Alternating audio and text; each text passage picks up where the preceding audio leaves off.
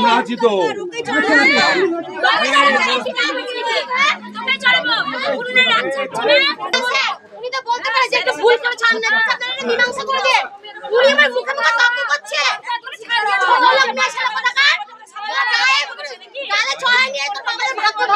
এটা ইন্দ্রপ্রস্থ বিলধার 17 নম্বর ওয়ার্ড।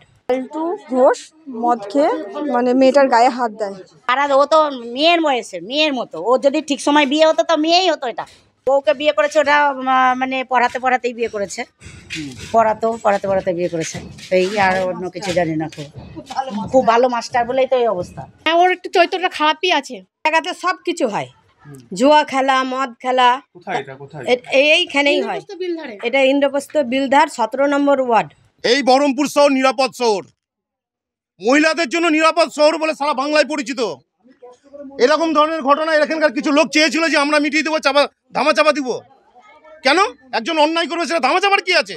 বিচার ব্যবস্থা আছে, প্রশাসন আছে, আমরা সেটাই করেছি। আমরা বিচারটা পাড়ার ছেলেপেলেরা সবাই দেখে করার চেষ্টা করেছিলাম কাল রাত্রি 11টার মধ্যে, কিন্তু ওর বাড়ির লোক কেউ হ্যান্ড ওভার করেনি ওকে।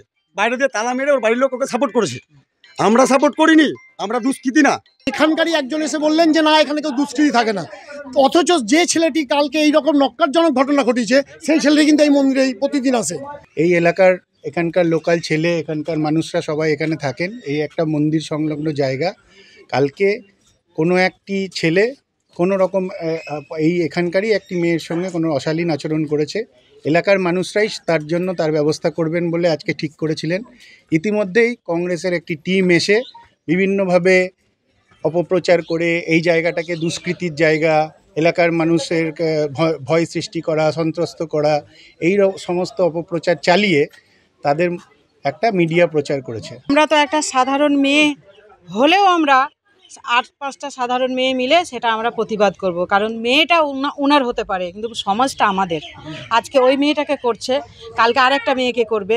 এর জন্য আমরা প্রতিবাদ করবই, যেখানেই হোক। গতকাল রাত্রের এই ঘটনা আমরা সত্যি খুব চিন্তিত। মানে এইরকম পরিবেশে, মানে এইরকম একটা শহরের মাঝখানে এরকম একটা জায়গায় এইরকম হলে তা তো আমরা খুব চিন্তিত।